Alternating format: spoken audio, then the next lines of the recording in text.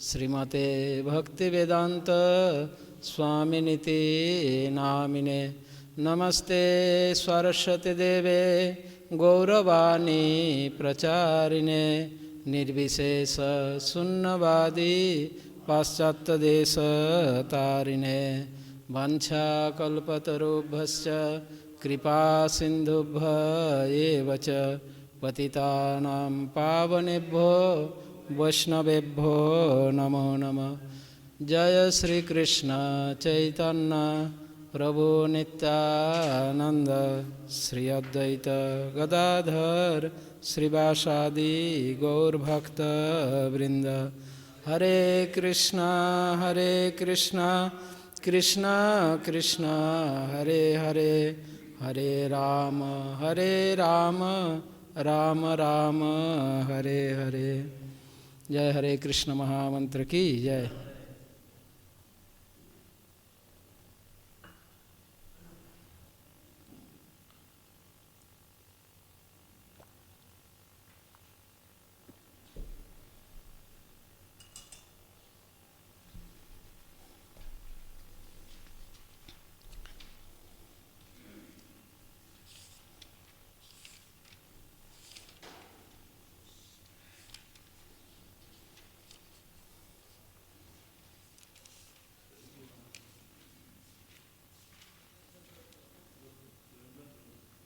Seventy या 71 कौन सी होगा?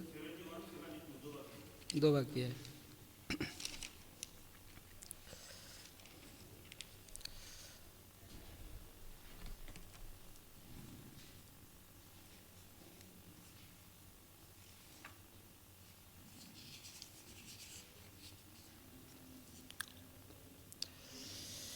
विहाय कामान्न सर्वान् पुमांश्चरति निःस्पृह निर्ममो निरहंकार स शांतिमधिगच्छति। जिस व्यक्ति ने इंद्रिय तृप्ति की समस्त इच्छाओं का परित्याग कर दिया है, जो इच्छाओं से रहित रहता है, और जिसने सारी ममता त्याग दी है तथा अहंकार से रहित है, वही वास्तविक शांति को प्राप्त कर सकता है। तो इस श्लोक में भगवान शांति प्राप्त करने की विधि का वर्णन कर रहे हैं। विहाय कामान्न सर्वान्, विहाय कामान्न सर्वान्, विहाय मतलब छोड़कर, कामान इंद्रिय तृप्ति की भौतिक इच्छाएं। तो जो व्यक्ति इंद्रिय तृप्ति की समस्त भौतिक इच्छाओं का परित्याग कर दिया है, विहाय कामान्न सर्वान्, यानी शांति प्राप्ति का जो विधि भगवान वर्णन कर रहे हैं, इसमें भगवान ने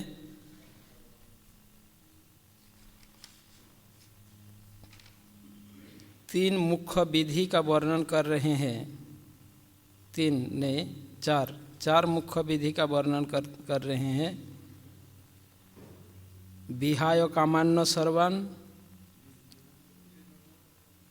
निष्पृह नहीं चरति, पुमांस चरति, निष्पृह, निर्मम, निरहंकार,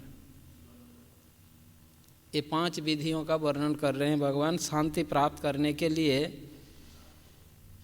4 कहाँ, समस्त भौतिक इच्छाओं को त्याग देना, पुमांस चरति निष्पृह दूसरा, और तीसरा है निर्मम, चौथा है निरहंकार। हाँ, 4।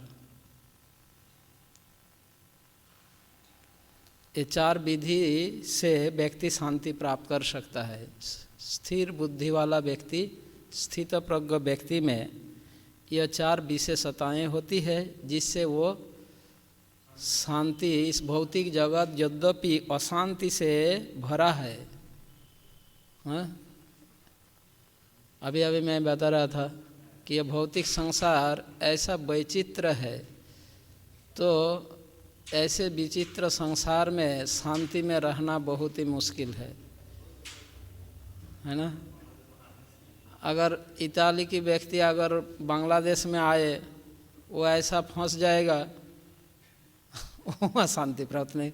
उसका आदत ही है, इताली के लोगों में आदत है एक दूसरे को देखते ही मुस्कुराना, क्योंकि वहाँ का उनका देश का कानून है, बिना मुस्कुराए गैर कानूनी है।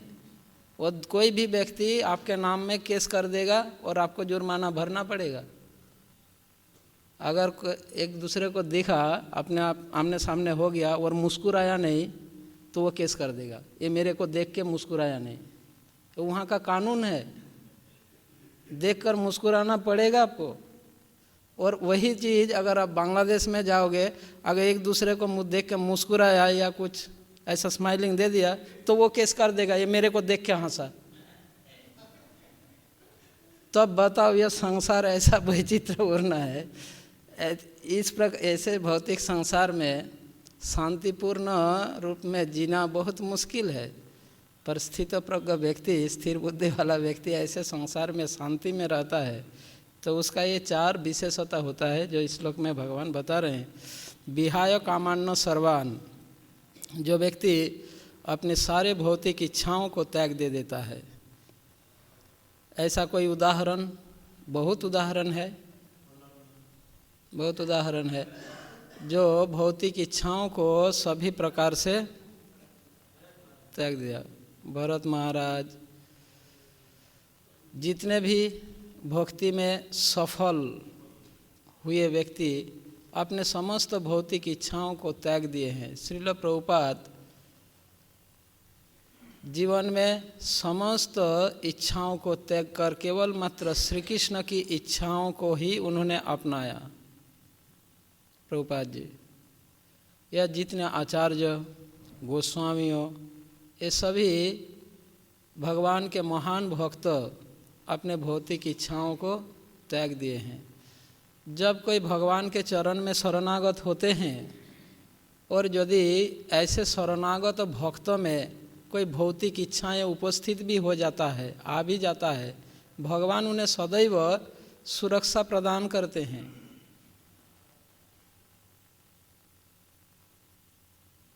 संसार, भौतिक संसार के बद्ध जीवों को शिक्षा प्रदान करने के लिए भगवान ने अपने प्रिय भक्त नारद मुनि से यह लीला प्रकट करके दिखाया। नारद मुनि के भी एक बार विवाह करने की इच्छा हुआ था, है ना। भगवान ने उन्हें, हाँ, इस लीला के द्वारा भगवान भौतिक संसार के जीवों को शिक्षा दे रहे हैं कि हमें भौतिक इच्छाओं को त्याग देना चाहिए। तो हम भौतिक इच्छाओं को त्याग तब दे सकते हैं जो ऑलरेडी हमने चर्चा कर चुके हैं। इसके लिए 2 उपाय शास्त्र हमें शिक्षा देते हैं। भौतिक इच्छाओं पूरा होने में सुख के जगह दुख दिखना है, और दूसरा अपना स्वतंत्र इच्छा को न रखते हुए कृष्ण की इच्छा को अपना इच्छा के रूप में स्वीकारना है। और इसका व्यवहारिक विधि वही है कि हम अपने सारे कार्य श्री कृष्ण के प्रसन्नता के लिए करें। यदि हम अपने सारे कार्य कृष्ण के प्रसन्नता के लिए करें, कृष्ण के लिए करें, कृष्ण के खुश के लिए, कृष्ण के उद्देश्य, इसी को भगवद गीता में यज्ञार्थात् कर्मण्य कहकर वर्णन करते हैं। यज्ञ के उद्देश्य से श्रील नरोत्तम दास ठाकुर ने कहा है, काम कृष्ण कर्मार्पणे, हमारे सारे कामनाएं श्री कृष्ण कर्म में नियोजित करना है।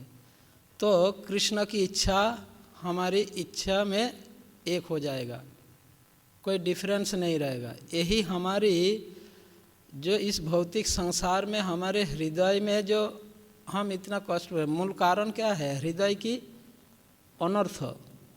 हृदय में जो 4 प्रकार के अनर्थ है, उनमें से ये अनर्थ का उत्पत्ति कहाँ से हुई? कभी कभी हम कंफ्यूज होते हैं कि भौतिक प्रकृति की संपर्क हुआ, उसके बाद हमें अनर्थ आए, तो उसके पहले तो अनर्थ नहीं था। तो बिना अनर्थ के हमारी स्वतंत्र रूप से इच्छा कैसे हो गया? भौतिक प्रकृति के संपर्क में आने के बाद अनर्थ होगा ना।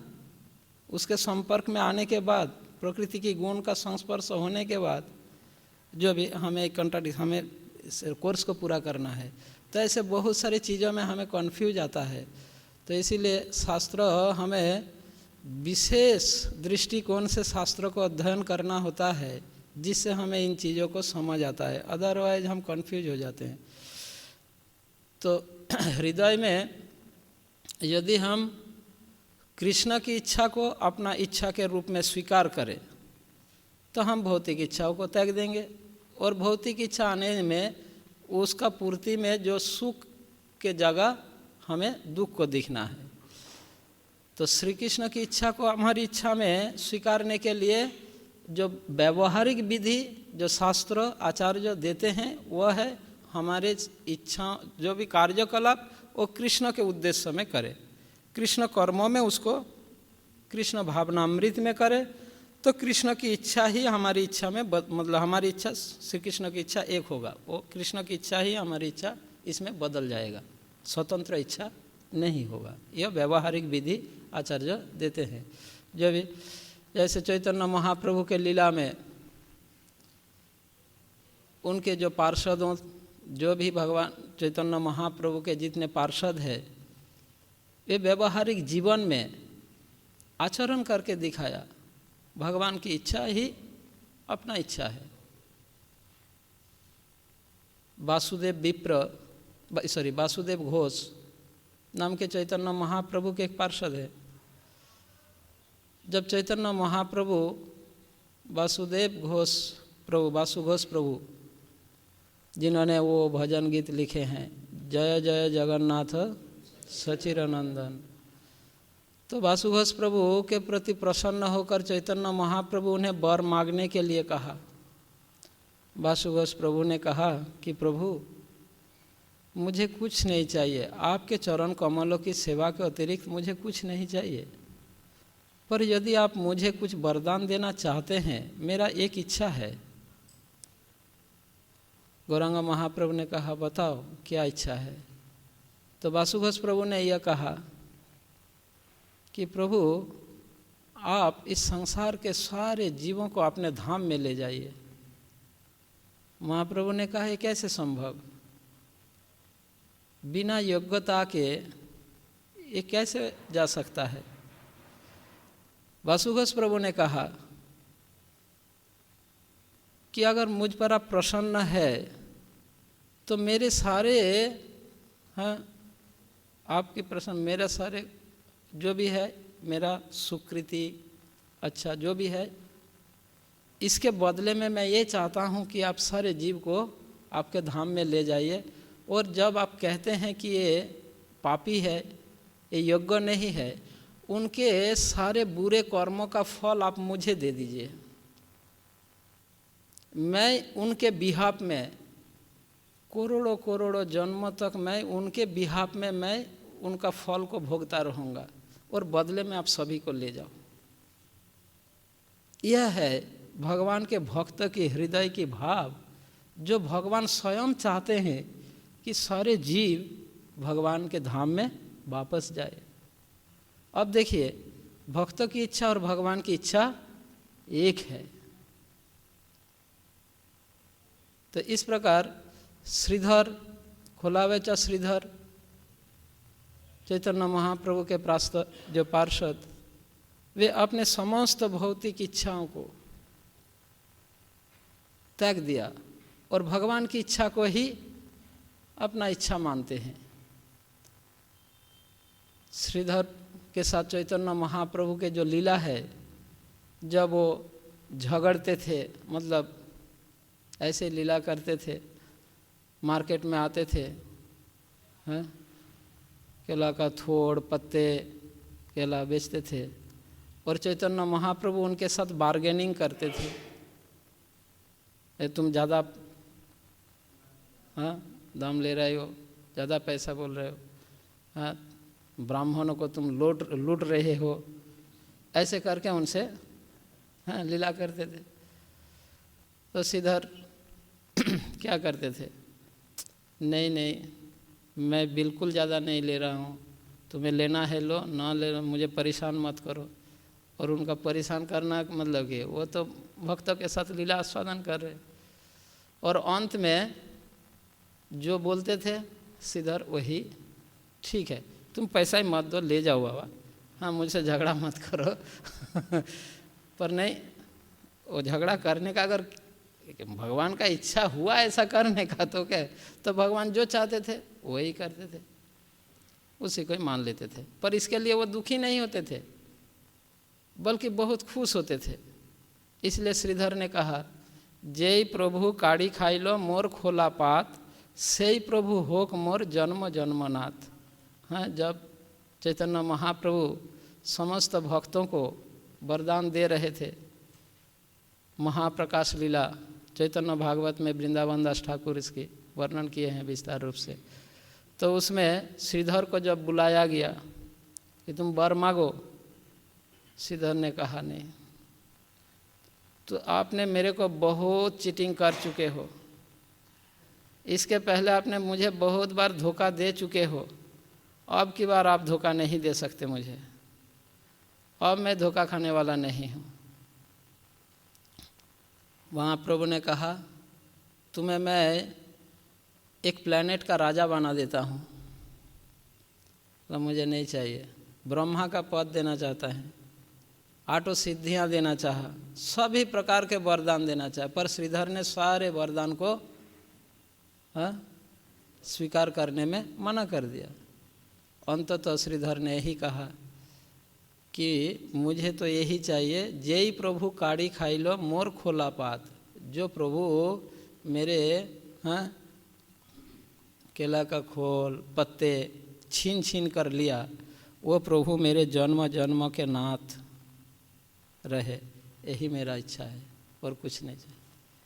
तो इस प्रकार शुद्ध भक्त की कोई भी भौतिक इच्छाएं नहीं होता है।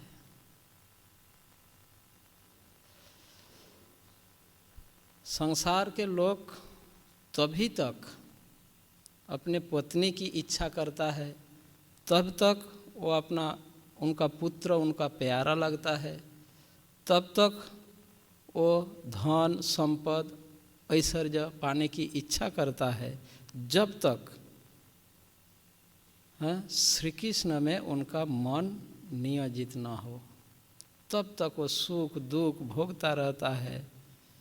और जैसे ही श्री कृष्ण के चरण कमलों में जीवों के चित्त नियोजित हो जाता है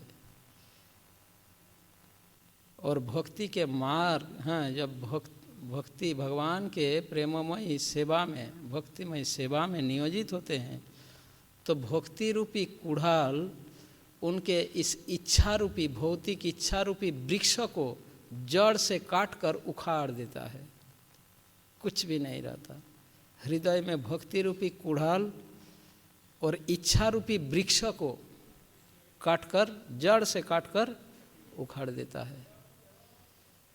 अन्यथा जब तक जीव हृदय में भौतिक इच्छा रहेगा, इसी को भगवान यहाँ पर कहे विहाय कामान्न सर्वान, समस्त भौतिक इच्छाओं को जिन्होंने त्याग दिया है। और त्यागने का यही उपाय है कि हम अपने सारे कार्यकलाप को कृष्ण के उद्देश्य से करें। पुमांस चरति निष्पृह, पुमाम मतलब मनुष्य, चरति निष्पृह, इच्छा रहित होकर स्पृहा रहित होकर यदि वो विचरण करे, जीवन निर्वाह करे, चरति निष्पृह, चरति आचरण करता है, चरति शब्द का अर्थ रहता है, आचरण करता है, रहता है। पुमांस चरति निष्पृह, निष्प्रिय होकर स्पृहा रहित। स्पृहा 2 प्रकार के है, एक है राग और दूसरा है द्वेष। 2 प्रकार के स्पृहा है, राग और द्वेष। तो जब व्यक्ति राग और द्वेष रहित होकर रहता है, आचरण करता है, यह विशेषता होना चाहिए। भौतिक इच्छाओं को त्याग देना और राग द्वेष रहित होकर स्पृहा रहित होकर रहना, आचरण करना। पुमांस चरति निष्पृह। हाँ, निष्पृह का अर्थ यही होता है स्पृहा रहित। स्पृहा दो प्रकार के होता है, राग और देश। राग मतलब आकर्षण और देश मतलब विरक्ति।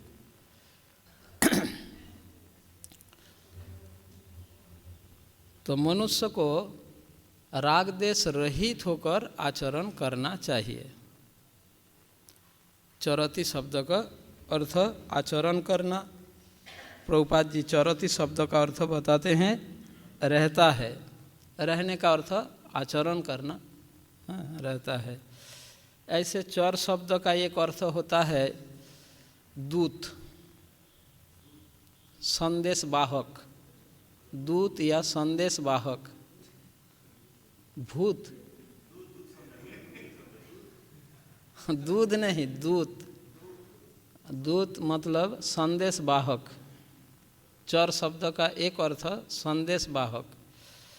तो संदेश वाहक या चर, प्रभुपाद जी कृष्ण का चर बनकर, दूत बनकर इस संसार में श्री कृष्ण का संदेश प्रचार किया समाज में, मानव समाज में। स्वयं कष्ट भोगते हुए, कष्ट उठाते हुए,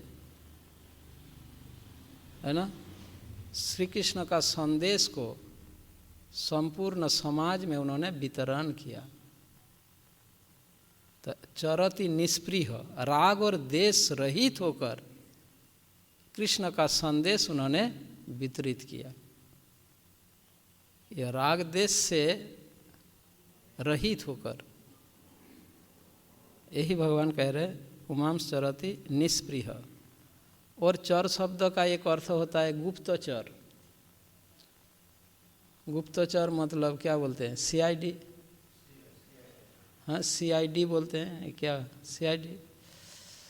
कभी कभी सीआईडी जो हमारे सरकार के एक गुप्तचर विभाग होता है, डिपार्टमेंट होता है, हाँ, इंटेलिजेंस ब्यूरो, इन्वेस्टिगेशन,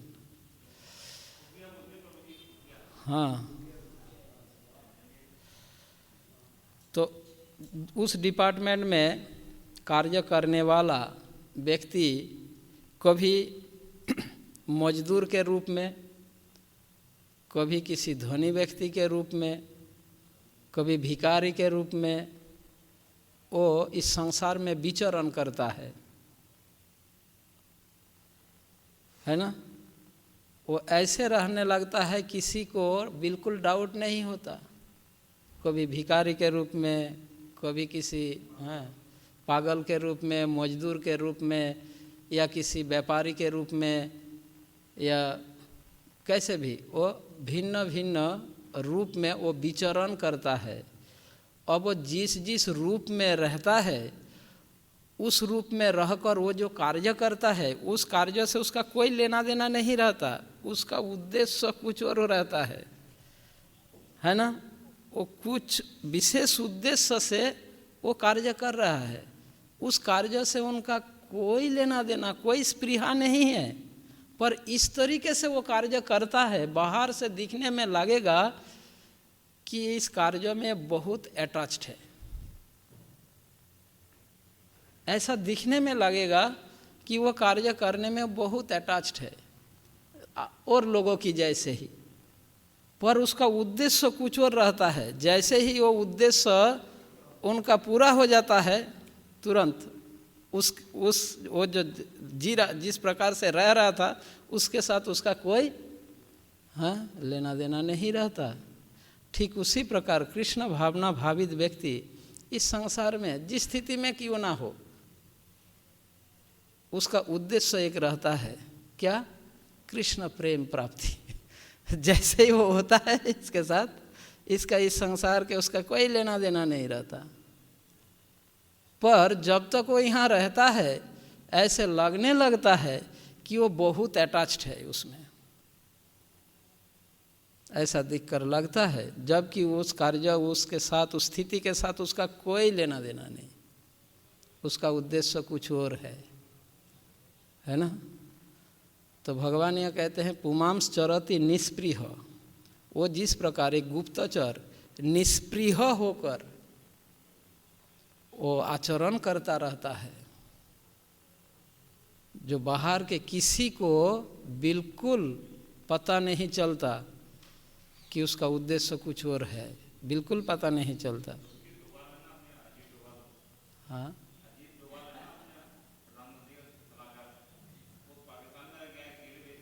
हाँ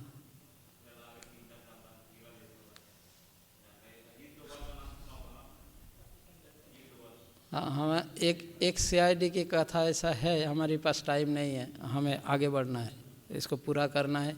अगर एक दिन बाद जाए मैं बहुत सारी स्टोरी सुनाता हूँ वो अलग बात है। तो एक ऐसा CID था, मैं 2 मिनट में इस बात को बता दूंगा, कथा को, प्रैक्टिकल है।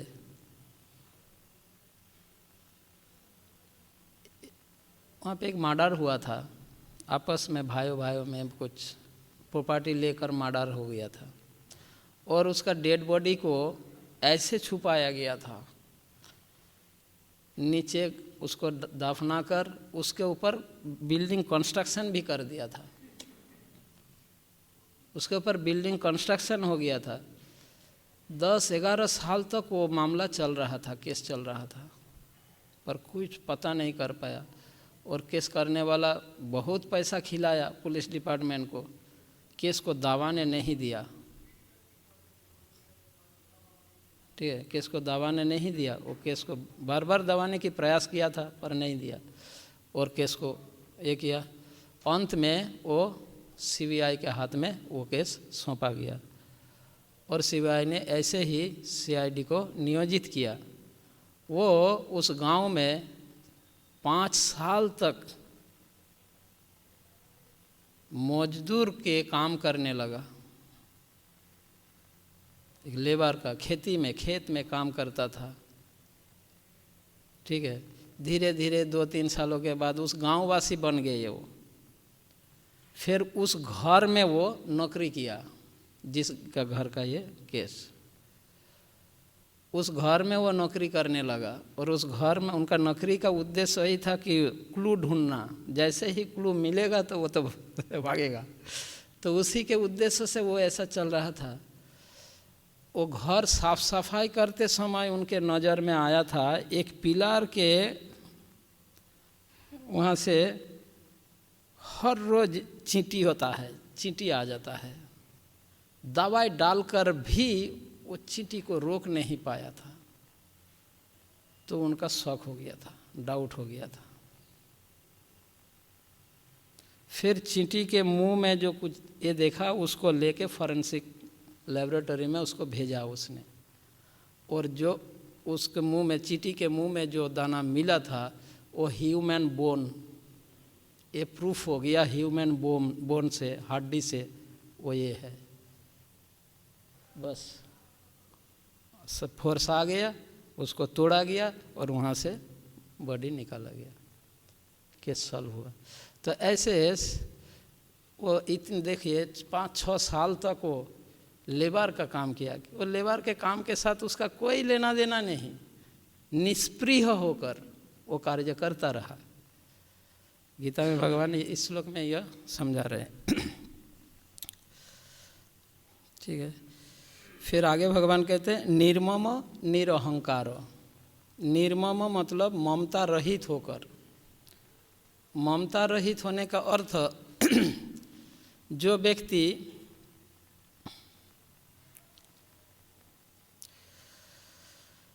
किसी वस्तु, व्यक्ति, स्थान, किसी के प्रति उनका मेरापन भाव नहीं होता है कि ये मेरी है, सब कुछ श्री कृष्ण का संपत्ति, श्री कृष्ण का है, यह समझता है, इसको कहते हैं निर्मम। निर्मम का अर्थ निष्ठुर नहीं। हाँ, कभी कभी निष्ठुर शब्द को सूचित करने के लिए निर्मम शब्द का प्रयोग होता है। यहाँ पर निर्मम शब्द का अर्थ निष्ठुरता नहीं है ना। कभी कभी निष्ठुरता को सूचित करने के लिए भी निर्मम शब्द का प्रयोग होता है, कोई ममता नहीं है, निष्ठुर है ना। पर यहाँ पर वो निष्ठुर को सूचित नहीं किया जा रहा है। निर्मम का अर्थ जो ममत्व रहित, ममता रहित, यानी मेरेपन भाव, जो मेरा, ये मेरा है, ये मेरेपन, ये इस भाव से मुक्त, उसी को कहा गया निर्मम। श्रुति मंत्र में, इस उपनिषद में कहा गया है, ईशावास्यम इदम सर्वम यत्किंच जगत्वाम जगत। इस संसार के सब कुछ का मालिक कृष्ण है। ये कुछ भी किसी पर वो अपना स्वामित्व, प्रभुत्व नहीं जताता, इसी को कहा गया निर्मम।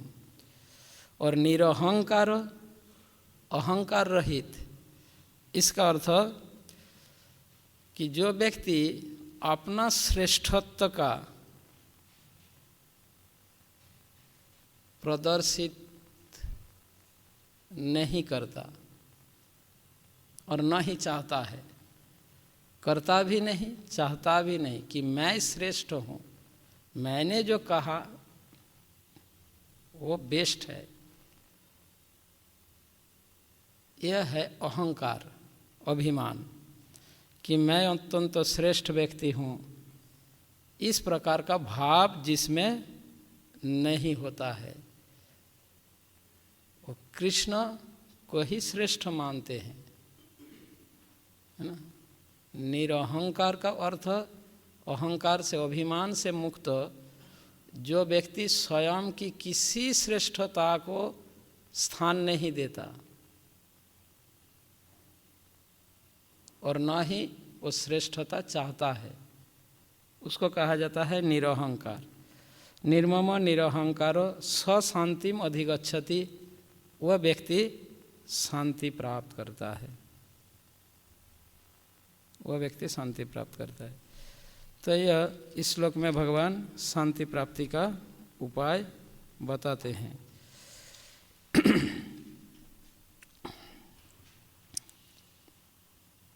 प्रभुपाद जी श्लोक के तात्पर्य के अंत में बताते हैं, वह व्यक्ति वह किसी वस्तु पर अपना स्वामित्व घोषित नहीं करता।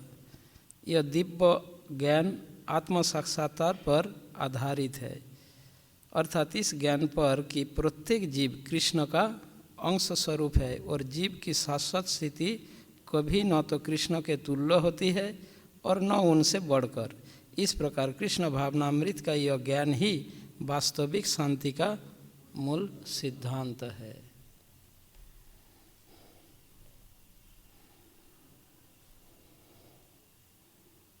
प्रभुपाद जी तात्पर्य में बताया अर्जुन की स्थिति को वर्णन करते हुए कि अर्जुन अपने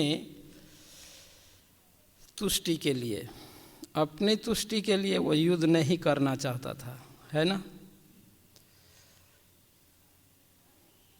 किंतु जब वो पूर्ण रूप से कृष्ण भावना भावित बन गए तो वही अर्जुन भगवान की बात को स्वीकार किए और कहा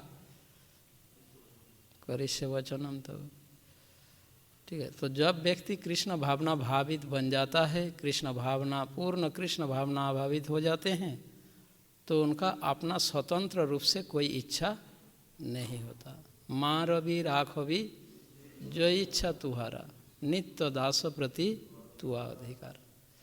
पर यह भाव हृदय में, अंतर में, चित्त में इसको, इस भावना को विकसित करना आसान नहीं है।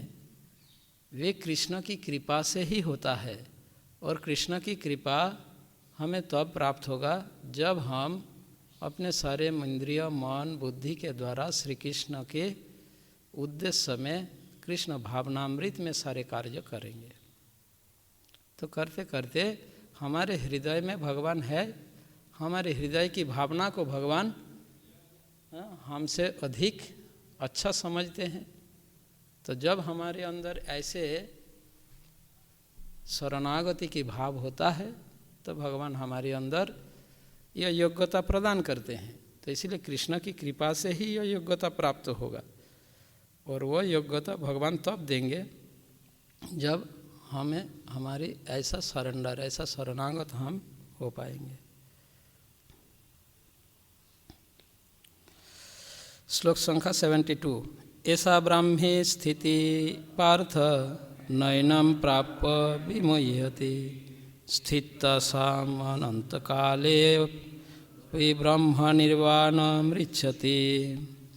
स्थितावासम अनंत काले ब्रह्म निर्वाण मृच्छति।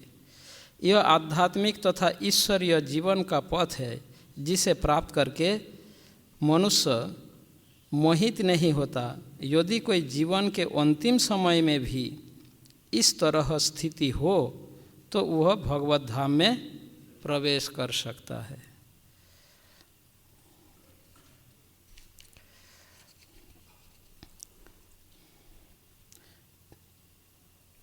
ऐसा ब्राह्मी स्थिति पार्थ नैनम प्राप्य विमुह्यति। ऐसे ब्राह्मी स्थिति को प्राप्त करके, कौन सी स्थिति? पूर्ण कृष्ण भावनामृत में, जिस स्थिति में व्यक्ति का कोई स्वतंत्र रूप से कोई इच्छा न हो। पुमांस चरति निष्प्रिय, समस्त भौतिक इच्छाओं को त्याग, निर्मम और निरहंकार, ऐसा ब्राह्मी स्थिति पार्थ, ऐसा ब्राह्मी स्थिति है ना। तो यहाँ पर इस श्लोक में, अंतिम श्लोक में भगवान स्थित प्रज्ञ व्यक्ति के दो स्थिति का वर्णन कर रहे हैं, एक ब्रह्म निर्वाण की स्थिति और एक ब्राह्मी स्थिति। ब्राह्मी स्थिति और ब्रह्म निर्वाण की स्थिति।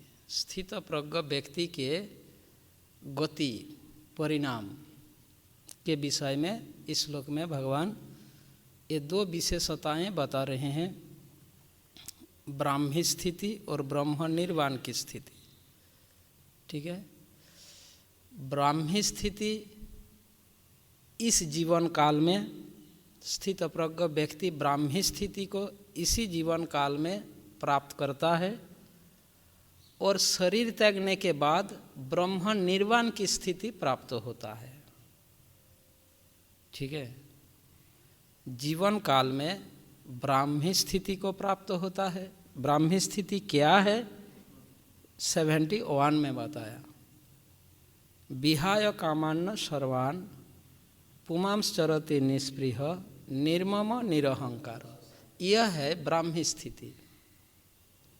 और यह इस जीवन काल में एक स्थित प्रज्ञ व्यक्ति जिनका बुद्धि श्री कृष्ण में पूर्णतया स्थिर है, वह इस जीवन काल में इस स्थिति को प्राप्त होता है, और शरीर त्यागने के बाद वो ब्रह्म निर्वाण की स्थिति प्राप्त होता है। ठीक है। भगवान अब 72 में इस अध्याय के निष्कर्ष के रूप में, अर्जुन के प्रश्न के उत्तर के निष्कर्ष के रूप में, तथा स्थित प्रज्ञ व्यक्ति के परिणाम के विषय में यह श्लोक बता रहे हैं कि यह स्थिर बुद्धि वाला व्यक्ति ऐसा ब्राह्मी स्थिति पार्थ, ऐसे ब्राह्मी स्थिति को प्राप्त करके नैनम प्राप्य विमुह्यति, वो कभी विमोहित नहीं होगा। यानी जीवन काल में भी वो विमोहित नहीं होगा, और स्थिता स्वाम अंत कालेपि, अंत काल में इसी स्थिति में ही वो रहेगा, और शरीर त्यागने के बाद ब्रह्म निर्वाण मृच्छति, ब्रह्म निर्वाण को प्राप्त होता है। श्रील प्रभुपाद जी ब्राह्मी स्थिति और ब्रह्म निर्वाण की स्थिति तात्पर्य में व्याख्या किए हैं कि दोनों स्थिति एक ही है। ब्राह्मी स्थिति में ही वो पूर्ण कृष्ण भावना भावित रहता है इस शरीर में रहकर, और शरीर त्यागने के बाद अपने स्वरूप में भगवान के धाम में जाकर भी कृष्ण भावना भावित रहता है। अतः ब्राह्मी स्थिति और ब्रह्म निर्वाण की स्थिति में कोई अंतर नहीं है, दोनों स्थिति एक ही है। ब्राह्मी स्थिति में रहने वाला व्यक्ति को जीवन मुक्त व्यक्ति कहलाता है। ठीक है। जीवन मुक्त, यद्यपि इस संसार में वो जीवित है पर वो मुक्तात्मा है, और शरीर त्यागने के बाद वो मुक्तात्माओं के पद को प्राप्त हो रहता है। तो यह है स्थित प्रज्ञ व्यक्ति की गति, परिणाम, यह बताया। ठीक है, अब हम तीसरे अध्याय शुरू करेंगे।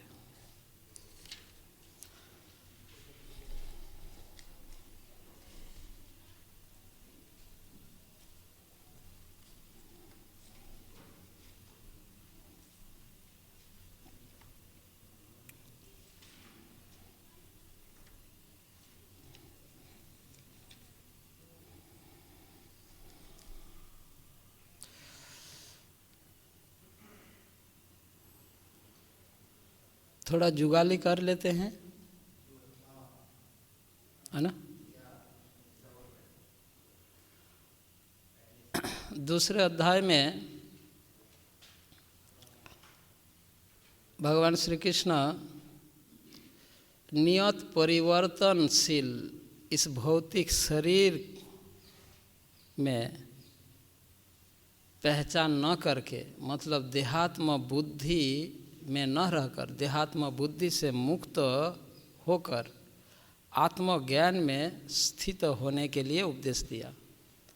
और इसलिए उन्होंने आत्म तत्व ज्ञान प्रदान किए, जिसमें शरीर और आत्मा के विषय में बताया। शरीर नाशवान है और आत्मा अविनाशी है। आत्मज्ञान को वर्णन किया, व्याख्या किया। उद्देश्य देहात्म बुद्धि से मुक्त करना, शरीर से जो पहचान करते हैं इससे मुक्त करना, यह उद्देश्य से आत्मज्ञान को व्याख्या किया, है ना। अब यह आत्मतत्व ज्ञान वर्णन करके भगवान ने यह कहा, देहात्म बुद्धि से मुक्त होकर आत्मज्ञान में स्थित होना चाहिए कि मैं यह शरीर नहीं हूँ और न ही शरीर से संबंधित कुछ मेरा है। ठीक है, इस आत्मज्ञान में स्थिर रहकर स्थिर होना चाहिए। देहात्म बुद्धि द्वारा ग्रसित व्यक्ति इंद्रिय तृप्ति के लिए कर्म करता है, तो भगवान ने यह समझाया नहीं, देहात्म बुद्धि से परे जाना चाहिए और आत्मज्ञान में रहकर निष्काम भाव से कर्म करना चाहिए। कृष्ण भगवान की प्रसन्नता के लिए निष्काम भाव से कर्म करना चाहिए, यह बताया। अब यह निष्काम भाव से कर्म के विषय जब वर्णन किया, तब कर्मकांड की बात भी आया, वो भी बताया। निष्काम कर्म क्या होता है वो भी बताया। और ये निष्काम कर्म श्री कृष्ण के उद्देश्य से कैसे किया जाता है, यह समझाने के लिए स्थिर बुद्धि वाला व्यक्ति का बात बताया। ठीक है, अब यह वर्णन करने के बाद स्थिर बुद्धि वाला व्यक्ति का और विषय भोगी व्यक्ति के तुलनात्मक चर्चा किए। दोनों का गति भी बताया, एक का पतन होता है और दूसरा ऐसे उच्च गति प्राप्त होता है। अब इस अध्याय में भगवान तीसरे अध्याय में वह निष्काम कर्म श्री कृष्ण के प्रसन्नता के लिए करने का जो निर्देश दिए हैं उसी को विस्तार रूप से बताएंगे इस अध्याय में, कि वह निष्काम कर्म यानी कर्म का उद्देश्य क्या होना चाहिए, कर्म कैसे करना चाहिए, कर्म त्याग क्यों नहीं करना चाहिए, ये सारी बात व्याख्या करेंगे इस अध्याय में। ठीक है, कर्म त्याग क्यों नहीं करना चाहिए, कर्म किस प्रकार से करना चाहिए जो जीवों को बंधन से मुक्त करे। और इसके साथ साथ भगवान एक विषय तो कर्म तत्व का विश्लेषण किया और दूसरा विषय इस अध्याय में भगवान बताते हैं कि व्यक्ति को ऐसे कर्म करने में जो सबसे रुकावटी आता है वह है भौतिक काम, भौतिक वासनाएं, इच्छाएं। न चाहते हुए भी व्यक्ति पाप कर्म में लिप्त हो जाता है, यद्यपि वो जानता है। तो इसका कारण हेतु कौन है? भौतिक काम। इस भौतिक काम को विषय में भगवान ने बताया कि यह ज्ञान विज्ञान को नाश करने वाला इस भौतिक काम का स्वरूप क्या है, उसका निवास स्थान कहाँ है, इस काम पर कैसे विजय प्राप्त किया जाए, काम को कैसे नियंत्रण किया जाए, इन तथ्यों भी वर्णन किए हैं। तो मुख्य तो तीसरे अध्याय में 2 विषय है। एक कर्म तत्व, कर्म क्यों करना चाहिए, कैसे करना चाहिए, कर्म त्याग क्यों नहीं देना चाहिए, इन विषयों को बताते हैं। और दूसरा, ऐसा कृष्ण भावना भावित कर्म करने में सबसे रुकावट कौन है, सबसे प्रतिकूल, सबसे बड़े बाधा कौन है, वह है भौतिक काम। अब उस भौतिक काम का स्वरूप क्या है, उसका निवास स्थान कहाँ है, और इस भौतिक काम पर विजय कैसे प्राप्त किया जाए,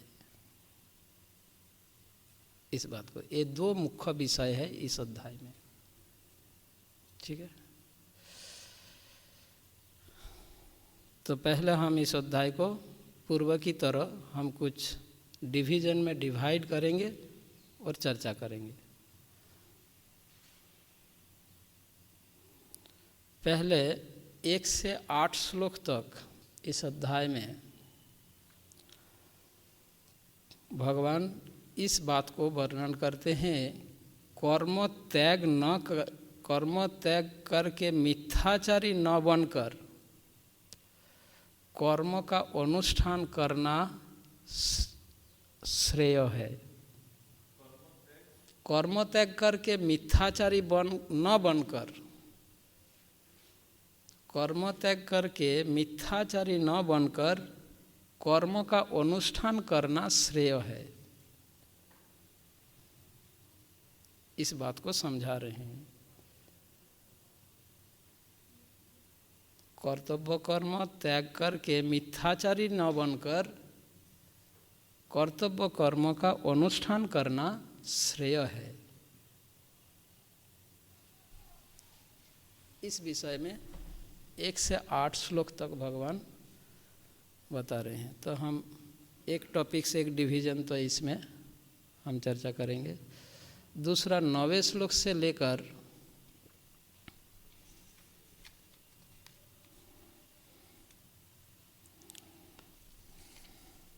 16वें श्लोक तक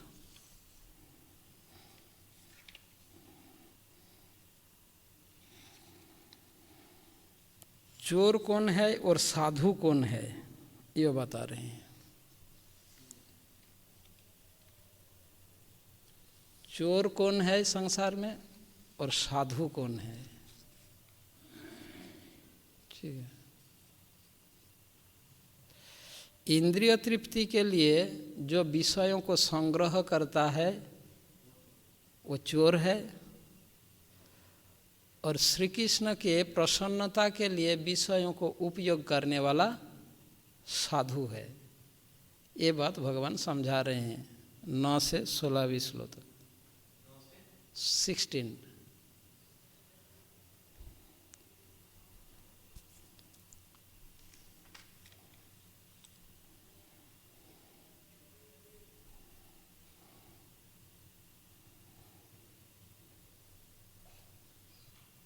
यानी कृष्ण भक्त ही रियल साधु है।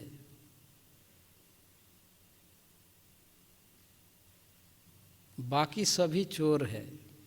इस किताब में भगवान ने इस बात को स्पष्ट किया, कृष्ण भक्त ही वास्तविक साधु है,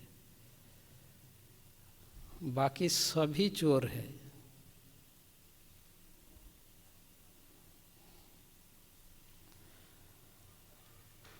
तो कृष्ण भावनामृत में कर्म करने वाला व्यक्ति साधु है। यह कहने के बाद साधु मतलब समाज के श्रेष्ठ व्यक्ति, ठीक है। अब भगवान इस पॉइंट को लेकर यह बताते हैं कि समाज के श्रेष्ठ व्यक्ति का उचित है कृष्ण भावना भावित कर्म करके दृष्टांत स्थापित करना। समाज के श्रेष्ठ व्यक्ति का उचित है कृष्ण भावना भावित कर्म करके समाज में दृष्टांत स्थापित करना।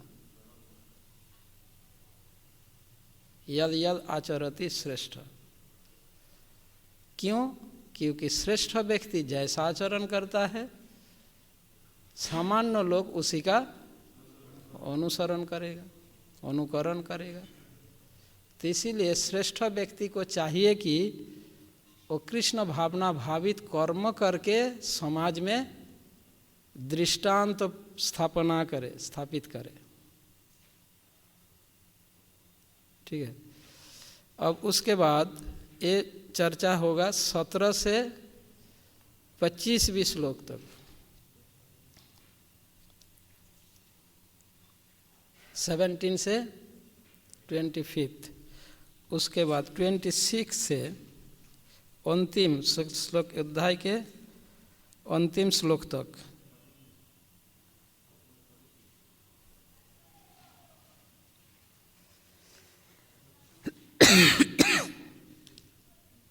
नहीं, इसके बीच में एक और विषय बता रहे हैं भगवान। 26 से 35 तक, 35, 26 से 35 तक भगवान ने इस विषय को बता रहे हैं, भौतिक प्रकृति के गुण द्वारा प्रभावित होकर कर्म न करके कृष्ण भावनामृत में कर्म करना चाहिए। भौतिक प्रकृति के 3 गुण द्वारा प्रभावित होकर कर्म न करके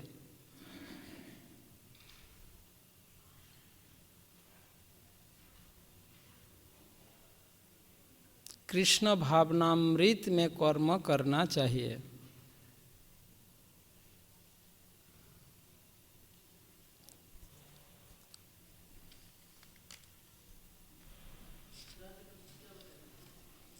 सॉरी, 17 से 25 ये बताया, समाज के श्रेष्ठ लोगों का उचित है कृष्ण भावना भावित कर्म करके समाज में दृष्टांत स्थापना करे।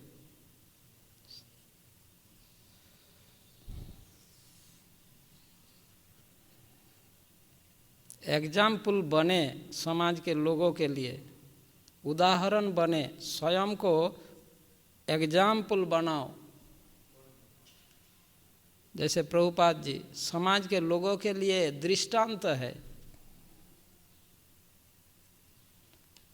ना। श्रेष्ठ व्यक्ति को चाहिए कि, श्रेष्ठ व्यक्ति कौन है पहले बताया, साधु श्रेष्ठ है। अब साधु कौन है? जो कृष्ण भावना भावित कार्य कर रहे हैं। मतलब आप सभी श्रेष्ठ व्यक्ति हो। अब आप सभी के लिए भगवान का यह निर्देश है, कृष्ण भावना भावित कर्म करके समाज में उदाहरण बनो, दृष्टांत बनो। ठीक। अब 26 से 35 तक भौतिक प्रकृति के 3 गुण द्वारा प्रभावित होकर कर्म न करके कृष्ण भावना भावित कर्म करना चाहिए, ये बताते हैं। फिर 36 से 43 तक इस अध्याय के अंतिम श्लोक, 43 या 41, 43 तक वो जो दूसरा विषय बताया कर्म तत्व यहाँ तक है, 35 तक।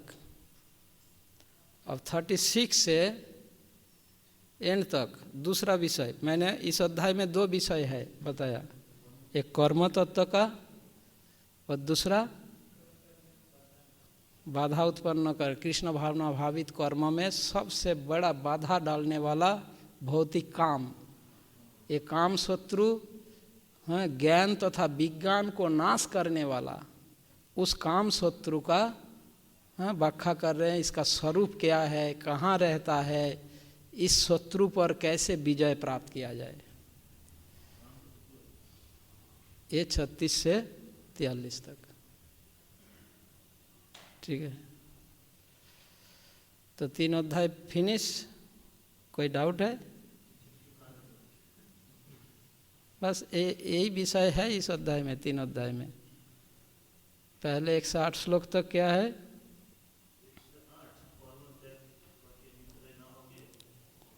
कर्म त्याग न करके, कर्म त्याग करके मिथ्याचारी न बनकर कर्तव्य कर्म का अनुष्ठान करना श्रेय है। यानी किसी भी हाल में कर्म त्याग नहीं करना चाहिए, कुछ भी कर्तव्य कर्म। आपने जो बताया प्रसाद खाना चाहिए, सोना चाहिए, ये शारीरिक, शरीर निर्वाह के लिए कर्म है ना, शारीरिक शरीर निर्वाह के लिए कर्म, ठीक है। इसके अलावा हमारी कुछ नियत कर्म होता है, नियत कर्म होता आएगा, ये चर्चा आएगा, ठीक है। इसी को कर्तव्य कर्म कहा भगवान ने। जो नियत कर्म जो हमारे लिए निर्धारित किया गया, किसने निर्धारित किया? कृष्ण ने। कहाँ बताया उसने? शास्त्र में, समझे? उसी को नियत कर्म कहा जा रहा है, उसी को कर्तव्य कर्म कहा जा रहा है। हाँ, अगर ये नियत कर्म किए भी ना, यदि कोई, चैतन्य चरितामृत में कविराज गोस्वामी बताते हैं, कृष्ण लीला अमृतपुर चैतन्य लीला सुकरपुर, दुहे मिले है सुमाधुर्य, साधु गुरु प्रसादे ताहाजे आस्वादे সেই জানে माधुर्य प्राचुर्य, से लीला अमृत बिने खाय यदि अन्न पाने, तबे भक्तेर दुर्बल जीवन। भक्त का भक्ति जीवन तब दुर्बल हो जाता है, कमजोर हो जाता है, जब कृष्ण के आदेश और चैतन्य महाप्रभु के आदेशों का पालन नहीं करेगा। वो कितना ही प्रसाद भोजन क्यों ना करे, समझे? सेलीलामृत विने खाए यदि अन्न पाने, केवल अन्न और पानी और भोजन करता रहे, तबे भक्तेर दुर्बल जीवन, तब भक्त के भक्ति जीवन दुर्बल हो जाएगा। जार एक बिंदु पाने उत्फुल्लित तनु मने, हास्य गाय करे नर्तन, ठीक है। तो प्रसाद खाना और सोना और ये करना, यही नहीं, ये तो शारीरिक शरीर निर्वाह के लिए आवश्यक है, पर इसके अतिरिक्त नियत कर्म है जो भगवान का आदेश उपदेश निर्देश है, ठीक है। 16 से 25 तक किस विषय है? हाँ, 9 से 16 तक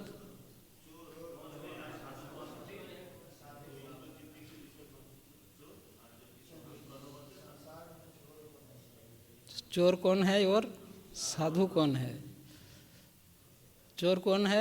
जो इंद्रिय तृप्ति के लिए विषयों का संग्रह करता है, वो चोर है।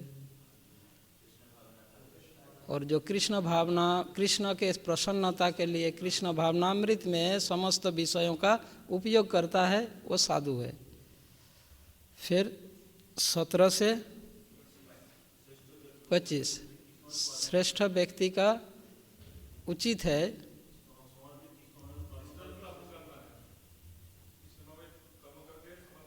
समाज में दृष्टांत स्थापित करना। और 26 से 35 तक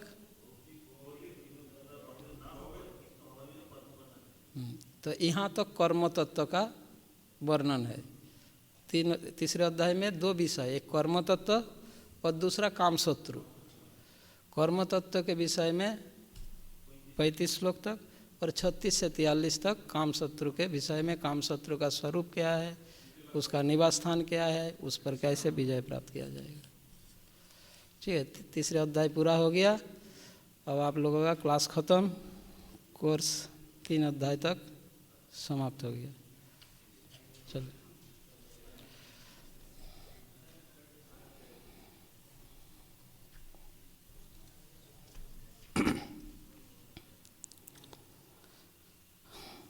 अध्याय 3 कर्मयोग। अर्जुन उवाच एक साथ पढ़ेंगे 8 श्लोक तक, 8 या 9, पहला जो है 8 श्लोक, 8 तक। अर्जुन उवाच जयसि चेत् कर्मणस्ते मता बुद्धि जनार्दन, तात किं कर्माणि घोरे मां नियोजयसि केशव। बुद्धिं मोहयसि भवे तदेकं वद निश्चित येन श्रेयमहमपायम्। श्रीभगवानुवाच लोकेऽस्मिन् द्विविधा निष्ठा पुरा प्रोक्ता मया नघ, ज्ञानयोगेन साङ्ख्यानां कर्मयोगेन योगिनां, न कर्मणाम् अनारम्भान् नैष्कर्म्यं पुरुषोऽश्नुते, न च सन्न्यासनादेव सिद्धिं समधिगच्छति। न हि कश्चित् क्षणमपि यातु तिष्ठति कर्मकृत्, कार्यते हि अवशकर्म सर्वप्रकृतिर्जयगुणैः।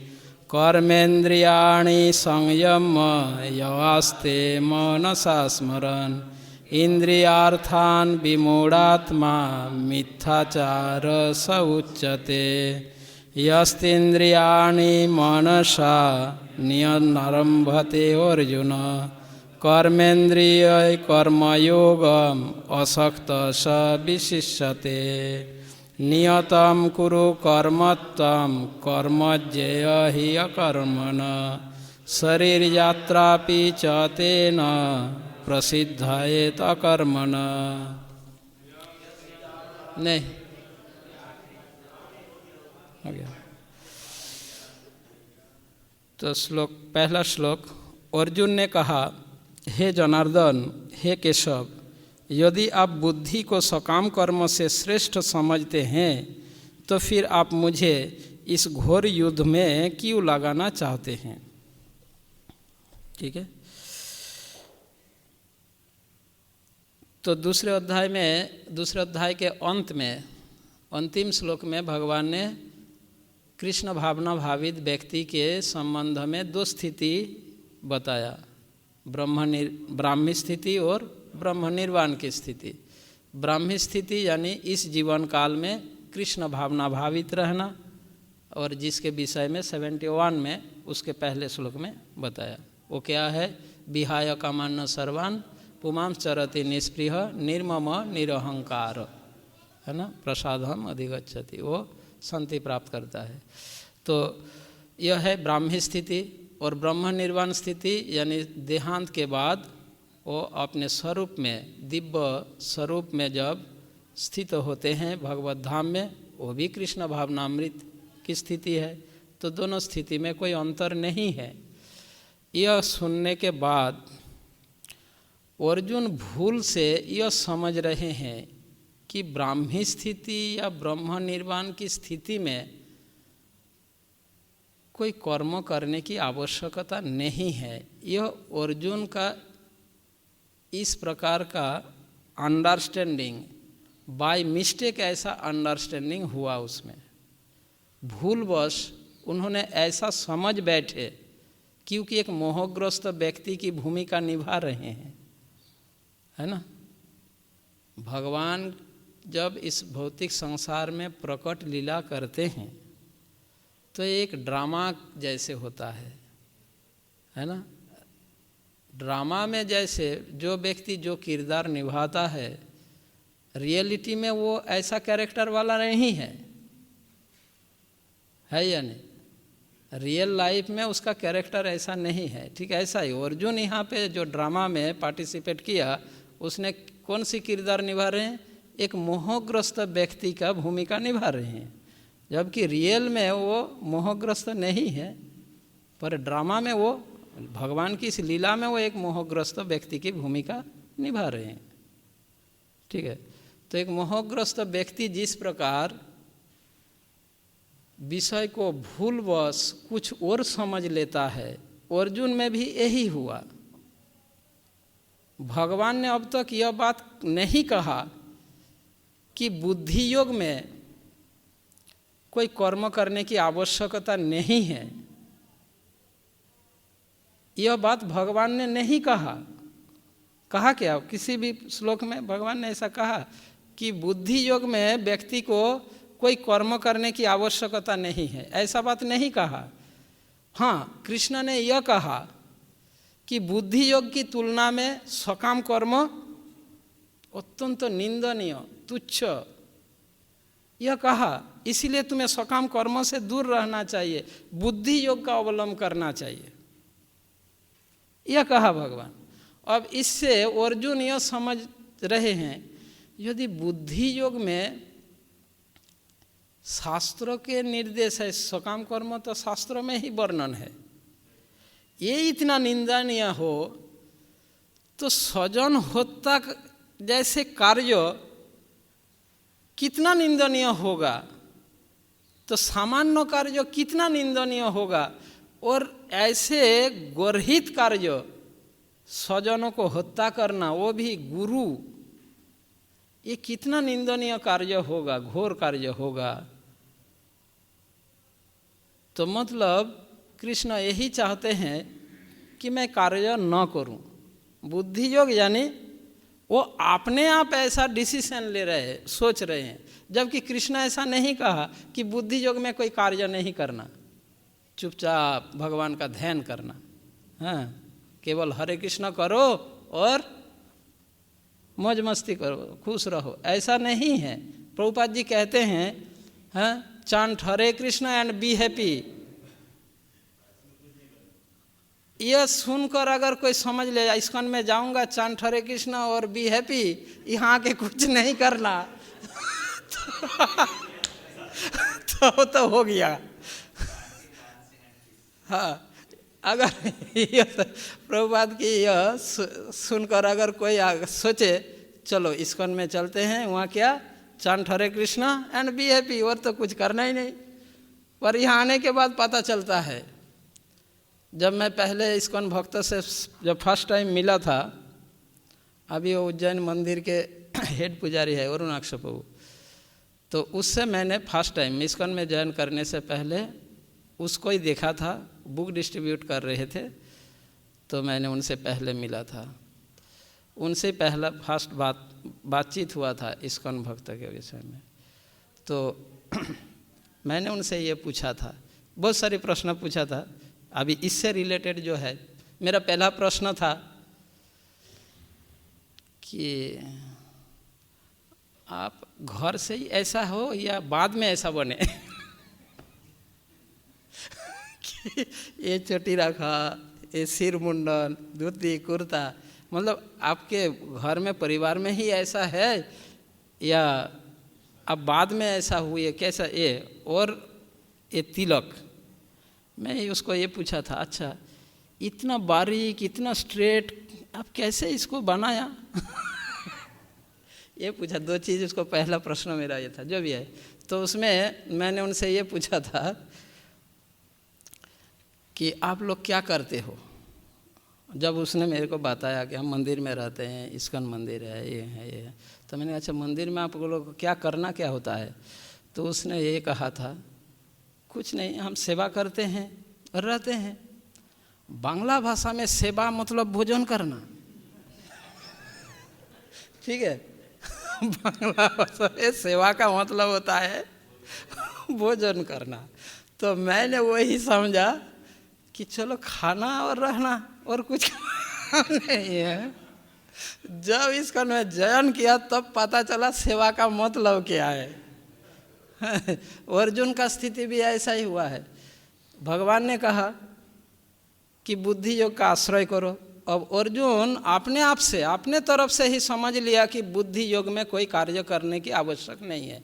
बुद्धि योग यानी एक निष्क्रिय अवस्था, हाँ, कोई एक्टिविटी ऐसा कुछ है नहीं। ये अर्जुन भूल से ऐसे अपने तरफ से ही ऐसा समझ लिए, जिस कारण वो कन्फ्यूज हो रही है। अब वो अपना कन्फ्यूजन भगवान के समक्ष बता रहे हैं। जयसि चेत कर्मण नस्ते मता बुद्धि जनार्दन तात्किं कर्माणि घोरे माम नियोजयसि केशव। तो इसमें भगवान को वो जनार्दन कहकर संबोधित कर रहे हैं अर्जुन। जो जनार्दन शब्द का हमने मीनिंग ऑलरेडी चर्चा कर चुके हैं। जनार्दन कहकर अर्जुन ये कहना चाहते हैं कि आप जनार्दन हो। जनार्दन का एक अर्थ होता है जो अपने सेवक को, अपने भक्तों को पीड़ा पहुंचाता है, कष्ट पहुंचाता है। तो अर्जुन का भाव यह है, मैं युद्ध नहीं करना चाहता और आप मुझे युद्ध करने के लिए फोर्स कर रहे हो, तो मैं आपकी सेवक हूँ और आप अपने सेवक को ही ऐसा आदेश देकर कष्ट पहुंचा रहे हो। यह जनार्दन कहने का एक भाव यह है अर्जुन का। तो जयसि चेत कर्मण्यस्ते मता बुद्धि जनार्दन। हे जनार्दन, यदि आप बुद्धि को, मता शब्द का अर्थ प्रभुपाद जी बता रहे हैं, मानी जाती है।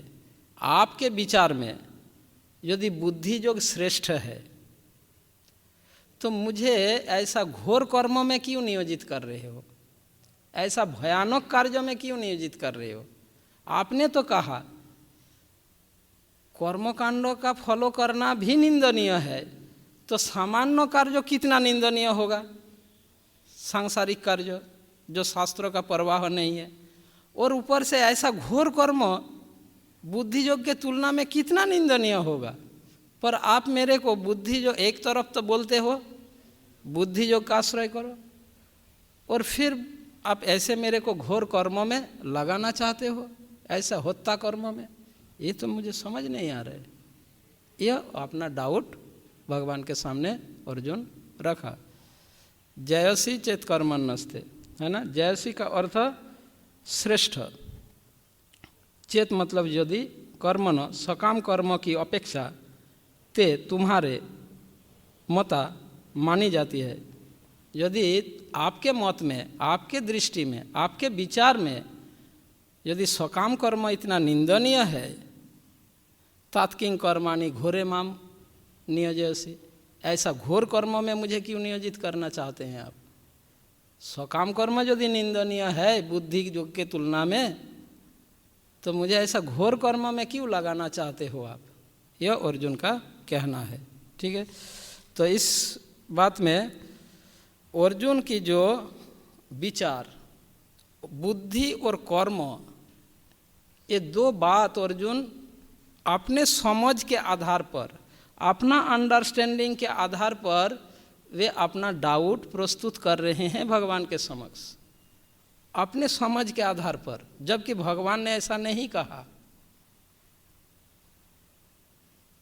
वो जो अपने तरफ से जो समझ लिया, एक्चुअली भगवान ने ऐसा नहीं कहा। और ऐसा डाउट क्यों आया अर्जुन में, दूरे न ही अवरम कर्म, यह बात सुनकर तुम ऐसे सकाम कर्म से दूर रहो, बुद्धि योग का आश्रय करो।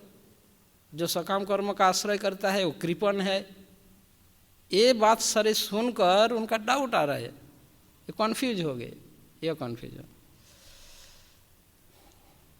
प्रभुपाद जी श्लोक के तात्पर्य में बताते हैं, कभी कभी कृष्ण भावनामृत को भूल से जड़ता समझ लिया जाता है। देखा आपने, तात्पर्य में प्रभुपाद जी बता रहे, कभी कभी कृष्ण भावनामृत को भूल से जड़ता समझ लिया जाता है। कुछ लोग भूल से समझ लेते हैं कि आध्यात्मिक जीवन का मतलब है, अर्थ है सक्रिय जीवन से अवकाश लेना।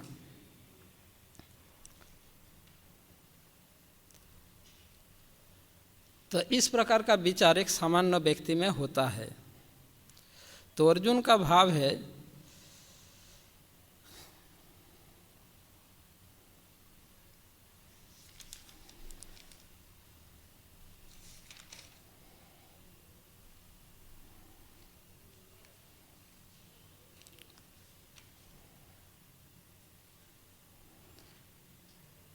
जनार्दन कहकर अर्जुन यह भाव प्रकट किया कि मैं आपकी सेवक हूँ और जो मैं नहीं चाहता हूँ ऐसा आदेश देकर आप मुझे कष्ट पहुँचा रहे हो। फिर दूसरे सेंटेंस में अर्जुन यह कहते हैं, आपके बीच, पहला सेंटेंस में कहा आपके विचार में बुद्धि श्रेष्ठ है, सकाम कर्म कि अपेक्षा बुद्धि श्रेष्ठ है। तो दूसरे सेंटेंस में तात्किम, तात्किम मतलब क्यों है, तत् अतः क्यों, अतः क्यों मुझे ऐसा घोर कार्य में, युद्ध रूपी स्वजन हत्या युद्ध रूपी घोर कार्यों में मुझे क्यों लगाना चाहते हो। और यह बात कहते समय उन्होंने भगवान को केशव कहकर संबोधित कर रहे, यानी भगवान को इस श्लोक में अर्जुन दो शब्द द्वारा संबोधित किया, जनार्दन और केशव। केशव शब्द का अर्थ भी हमने डिस्कस कर चुके हैं। केशव शब्द का अनेक अर्थ होता है, ये चर्चा हुआ ना, 5 या 6 प्रकार अर्थ मैंने बताया था। ठीक है, अब घोर कर्म में मुझे क्यों नियोजित करना चाहते हो, यह अर्जुन का प्रश्न। तो हमें हम समझेंगे घोर कर्म किसे कहते हैं। अर्जुन जैसे क्षत्रिय के लिए, वीर योद्धा के लिए युद्ध यदि घोर कर्म हो तो अर्जुन के दृष्टि में घोर कर्म का विपरीत होता है शांत कर्म।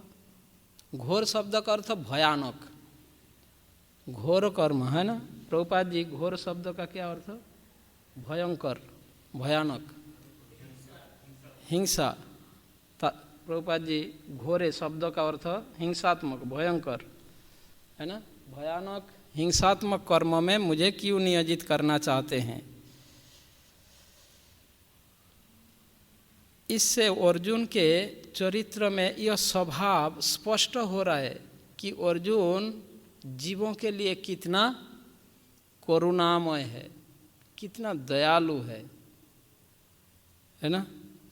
पर अर्जुन उन लोगों के प्रति करुणा प्रदर्शित कर रहे हैं, सम्मान प्रदर्शित करना चाहते हैं जो उचित नहीं है। और इसका स्पष्टीकरण भगवान श्री कृष्ण इसके पहले ऑलरेडी कर चुके हैं। अर्जुन का विचार है कि उनका कुल का रक्षा करना उनका कर्तव्य है, और उससे भी और अधिक महत्वपूर्ण है गुरु का रक्षा करना।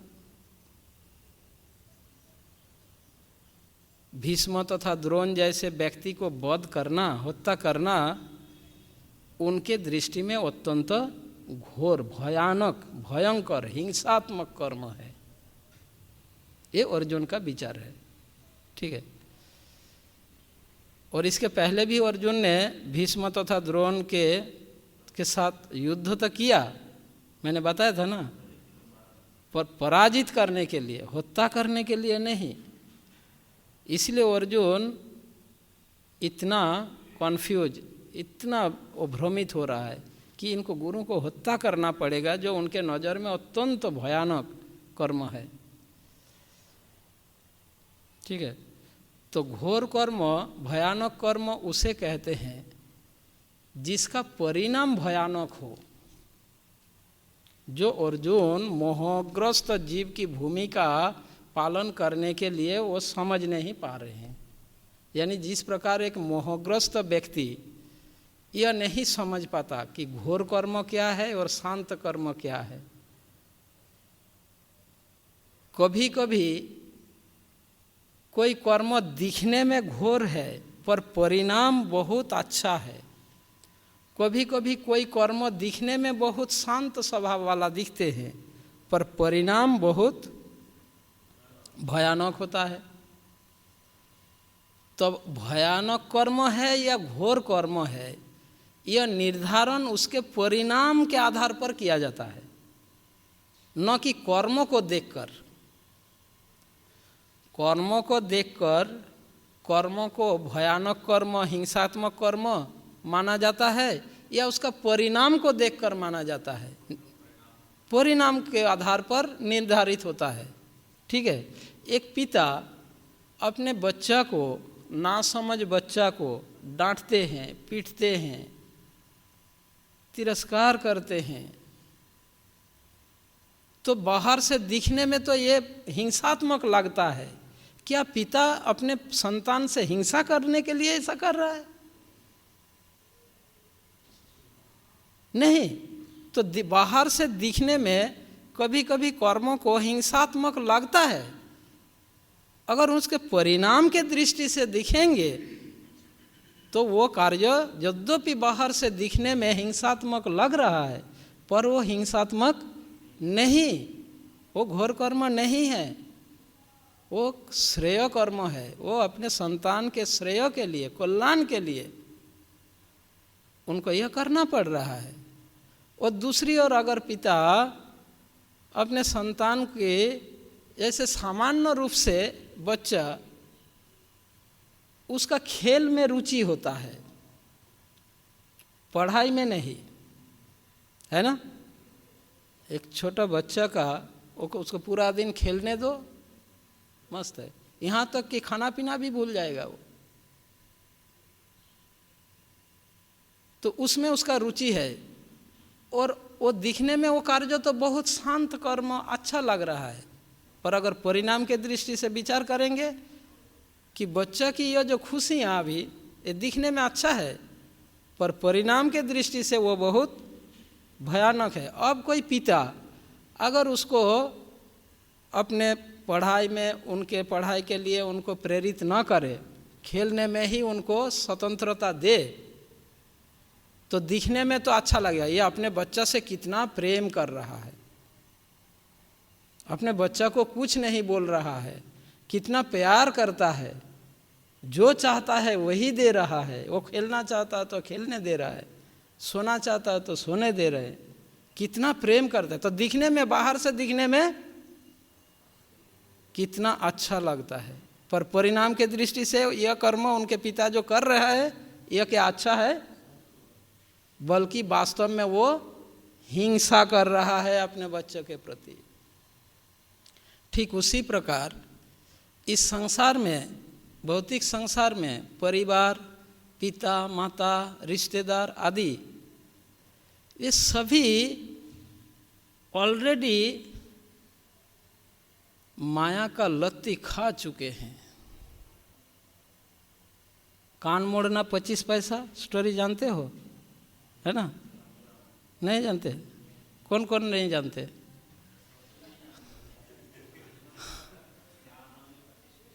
कान मोड़ना 25 पैसा। एक जगह में एक मेला हो रहा था, तो उस मेला में, जैसे अभी कुंभ मेला हो रहा है ना, तो मेला में वो 3 दोस्त मेला देखने गया।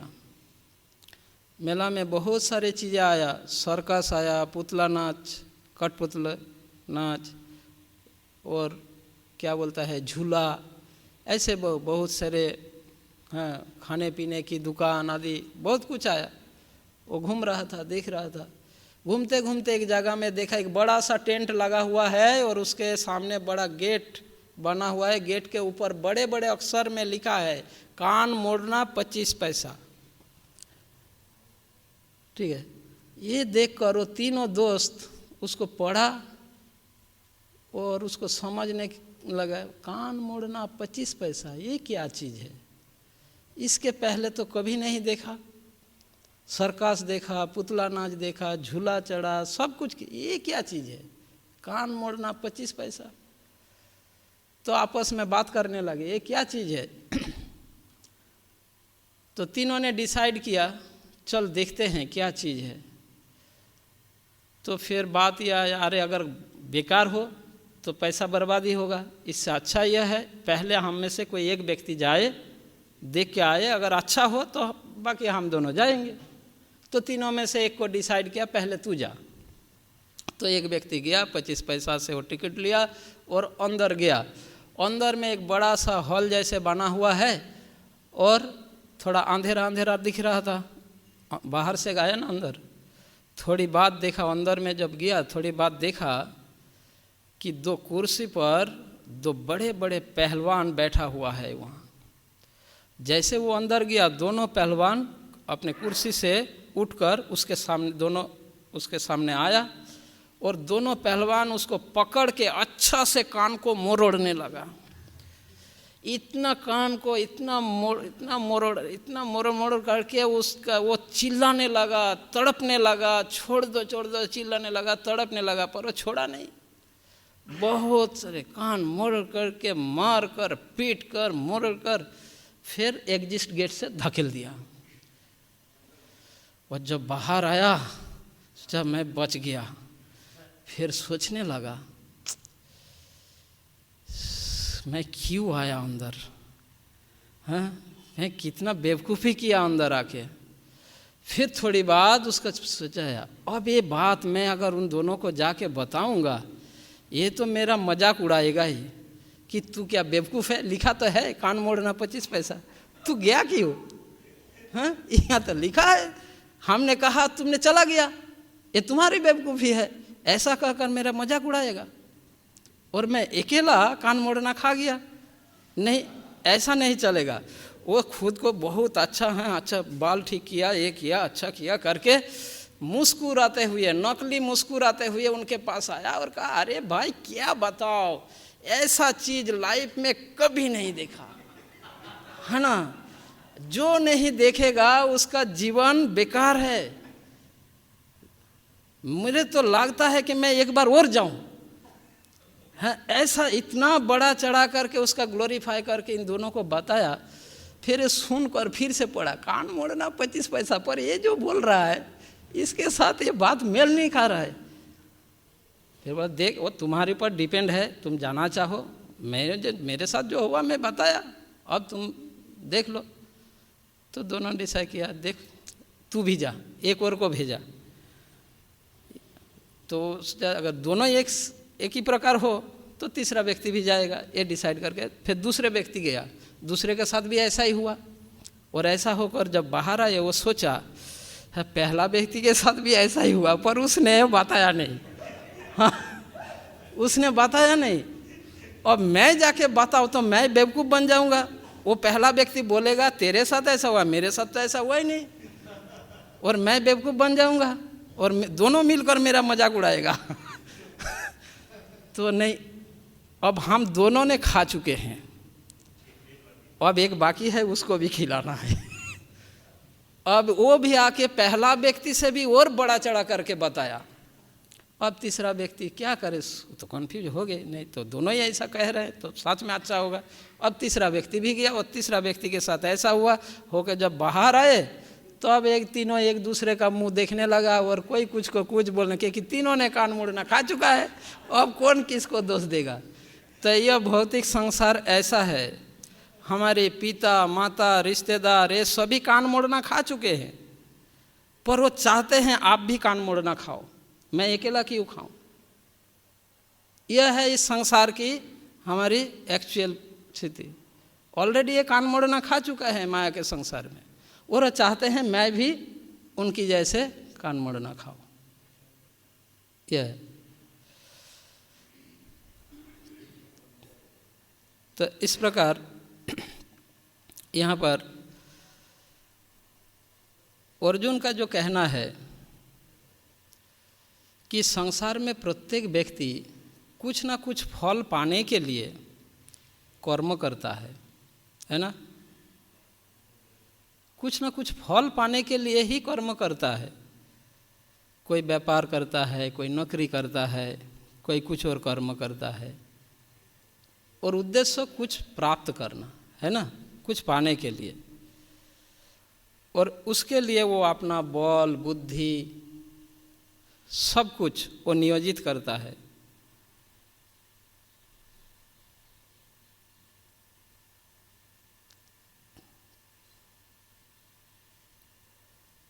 तो अर्जुन का विचार यह है कि मैं ये युद्ध करके मुझे क्या फल मिलेगा।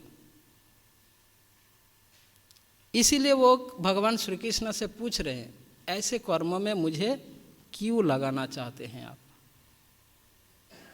एक कारण यह है।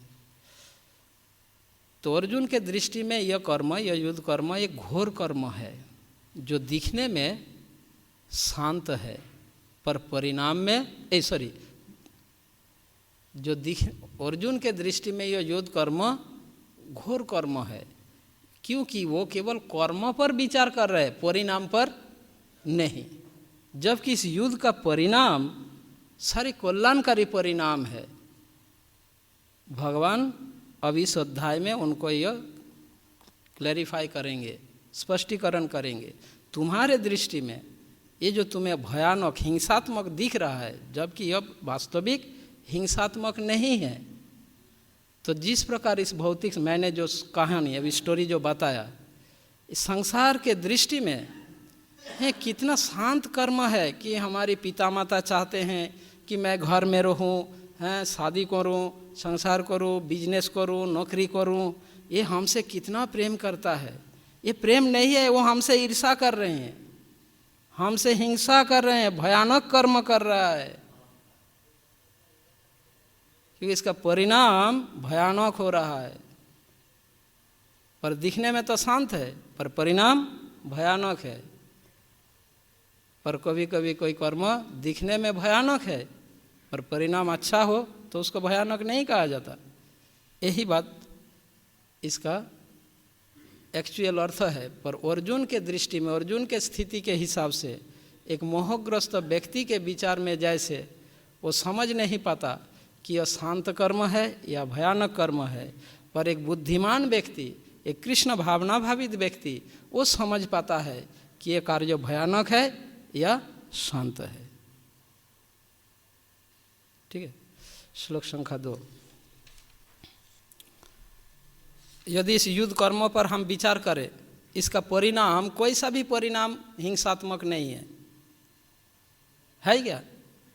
यदि युद्ध, अर्जुन युद्ध करेगा, यह युद्ध होगा तो क्या क्या परिणाम होगा? धर्म का स्थापना होगा। कौरव ने आगे चलकर उनको पाप करने का कोई अवसर नहीं रहेगा, और इससे समाज के लोगों में भय उत्पन्न होगा कि ऐसा करने से परिणाम ऐसा होगा। कोई भी अन्याय तथा अधर्म का मार्ग अवलंबन नहीं करेगा। संपूर्ण समाज में न्याय की स्थापना होगा। और यदि युद्ध नहीं होगा, अर्जुन यदि युद्ध नहीं करे, यदि अर्जुन ने जो कहा कि मैं भिक्षावृत्ति अवलंबन करूंगा, भीख मांग कर जी लूँगा, अगर ऐसा करेंगे तो दिखने में तो अर्जुन का यह डिसीजन घोर नहीं दिख रहा है, शांत अच्छा दिख रहा है, पर परिणाम क्या होगा उसका? समाज में यह अन्याय अधर्म और बढ़ जाएगा, है या नहीं? और कौरवों में तथा ऐसा अन्याय करने वालों में और अन्याय करने की प्रवृत्ति वृद्धि होगा, और अधिक पाप कर्म करने जाएंगे, जिससे उनका गति नरक में होगा। तो ऐसे दिखने में जो शांत दिख रहा है अर्जुन को, वो एक्चुअली भयानक है, हिंसात्मक है। और जो अर्जुन ने जो हिंसात्मक दिख रहा है, एक्चुअली में वो हिंसात्मक नहीं बल्कि वो कल्याणकारी है। ठीक है। नेक्स्ट श्लोक संख्या 2। व्यामिश्रेणेव वाक्येन बुद्धिं मोहयसि मे। तदेकं वद निश्चित येन श्रेयम् अहम् आप्नुयाम्। आपके व्यामिश्रित अनेकार्थक उपदेशों से मेरी बुद्धि मोहित हो गई है, अतः कृपा करके निश्चय पूर्वक मुझे बताएं कि इनमें से मेरे लिए सर्वाधिक श्रेयस्कर क्या होगा। अब देखिए, अर्जुन की इस बात से यह स्पष्ट है, अर्जुन भगवान श्री कृष्ण पर आरोप नहीं लगा रहा है कि आपने मेरे बुद्धि को मोहित कर दिया। अर्जुन कहते हैं मेरी बुद्धि मोहित हो गई है। अर्जुन ने यह नहीं कहा कि आपने मेरे बुद्धि को मोहित कर दिया। मेरे बुद्धि मोहित हो गई आपके व्यामिश्रेणेव वाक्येन, मिले हुए वचनों से। मिले हुए वचनों से मेरी बुद्धि मोहित हो गई है। अर्जुन यह नहीं कह रहे कि आप मिले हुए वचन के द्वारा मेरे बुद्धि को मोहित कर रहे हो, आरोप नहीं लगा रहे, उस भाव से नहीं कहा अर्जुन। अर्जुन अपना डाउट क्लियर करने के लिए भगवान के समक्ष वे अपना संशय दूर करने की भाव से कह रहे हैं। ऐसा नहीं समझना चाहिए कि अर्जुन भगवान पर आरोप लगा रहे हैं कि आप मेरे बुद्धि को, आप मुझे कन्फ्यूज कर रहे हो। नहीं, ऐसा नहीं कहा। मैं कन्फ्यूज हो रहा हूँ, आप कन्फ्यूज कर रहे हो और मैं कन्फ्यूज हो रहा हूँ, दोनों में बहुत अंतर है, दोनों शब्दों में। तो मिले हुए वचनों से वैमिश्रिणेव मेरी बुद्धि मोहित हो गई है।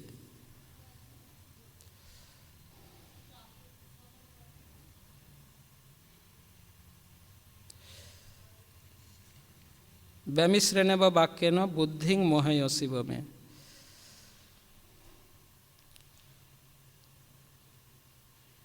ठीक है, बुद्धिं मोहयसीव में। दूसरे सेंटेंस में अर्जुन यह कहते हैं तदेकम वद निश्चित। इसीलिए मैं आपसे यह प्रार्थना कर रहा हूँ कि आप मुझे निश्चय करके बता दो मुझे क्या करना है। मैं तो कन्फ्यूज हो रहा हूँ, आप सीधे सीधे बता दीजिए मुझे करना क्या है जो मेरे लिए कल्याणकारी हो। हैं, तदेकम वद निश्चित येन श्रेय अहम आपुयाम, जिससे मैं श्रेय को प्राप्त कर सकूं, ऐसा आप मुझे स्पष्ट रूप से बता दो। ऐसे मिले हुए वचनों से मेरा बुद्धि भ्रमित हो रहा है, मेरे बुद्धि ऐसे कंफ्यूज हो गई, भ्रमित हो गई। इसीलिए आप स्पष्ट रूप से ये बता दीजिए कि मुझे क्या करना है जिससे मुझे श्रेय प्राप्त हो, मैं श्रेय को प्राप्त कर सकूं। और अगर मान भी लिया जाए कि कृष्ण अर्जुन का बुद्धि मोहित कर रहे हैं तो इसमें भी कोई गलत नहीं है।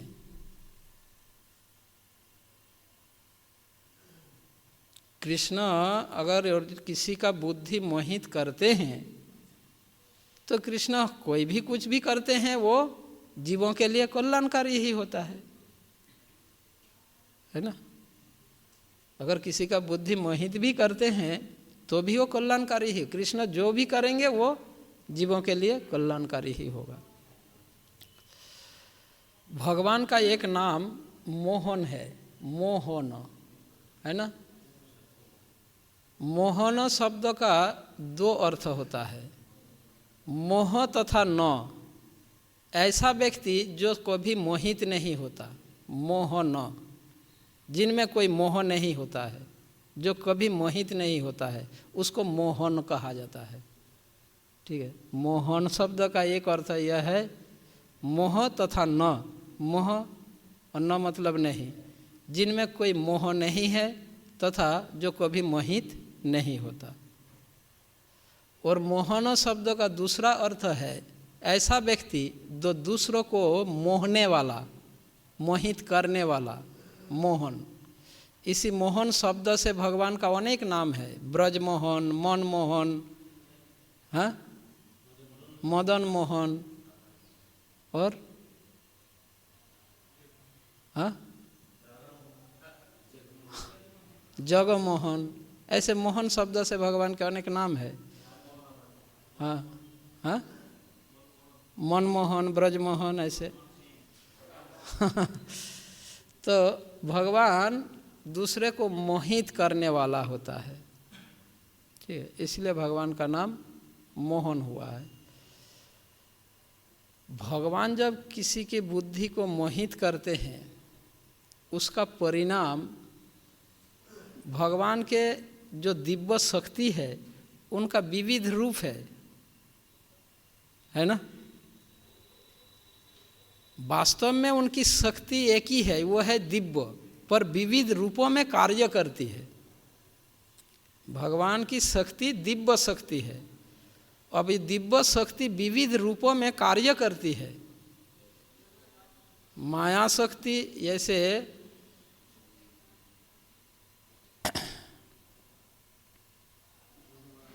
योगमाया और महामाया दोनों ही दिव्य शक्ति है। दैवी ही ऐसा गुणमयी, ये गुणमयी माया भी दैवी शक्ति है, दिव्य है।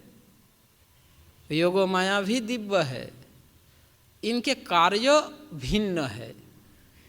जब कोई महामाया द्वारा किसी का बुद्धि मोहित होता है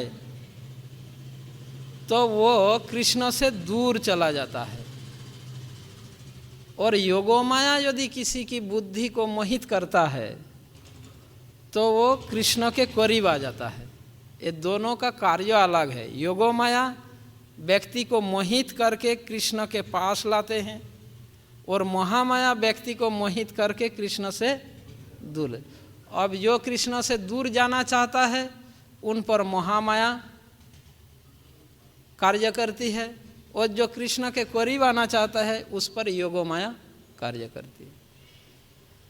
जैसे इलेक्ट्रिसिटी, विद्युत, बिजली,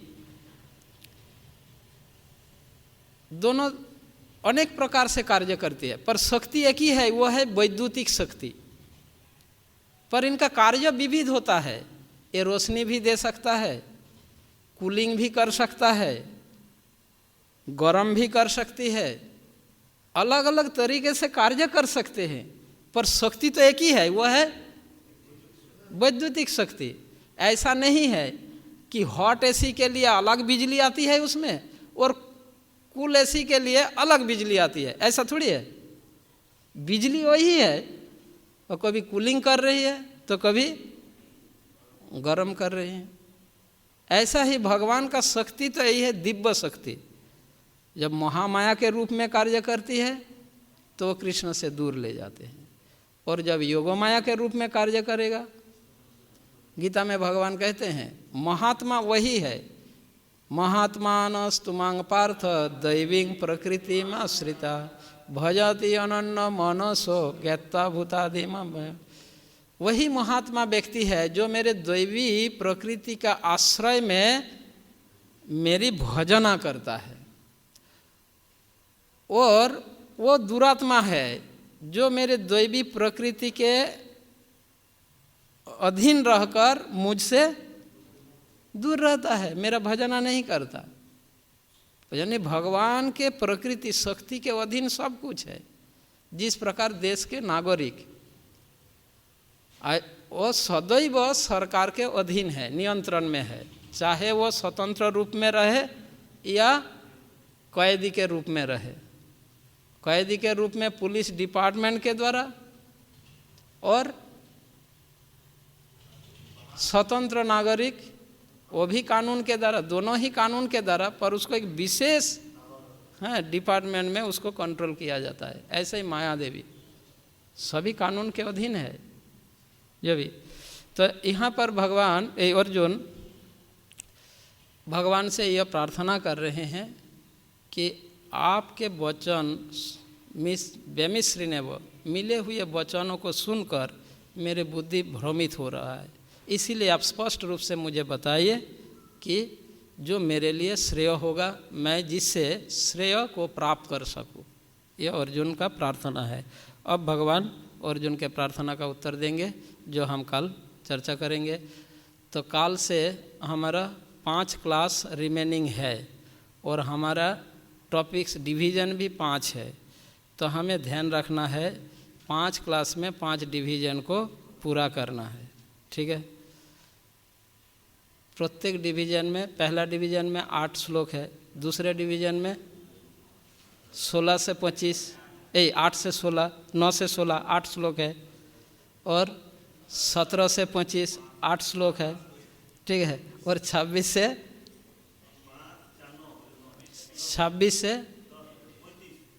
35 9 श्लोक है, 10 श्लोक है, और 36 से 43 8 श्लोक है, 8।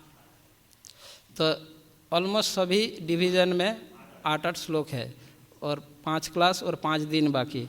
तो हमें किसी भी तरीके से अगर 10 मिनट आप प्रयास कीजिए। मेरा प्रार्थना है, मैं जानता हूँ कि आप लोग सेवा में बिजी हैं, और मेरा रिक्वेस्ट है यदि आप समय पर आए तो हम समय का पूरा पूरा लाभ उठा पाएंगे और इसको पूरा करेंगे। अदरवाइज मैं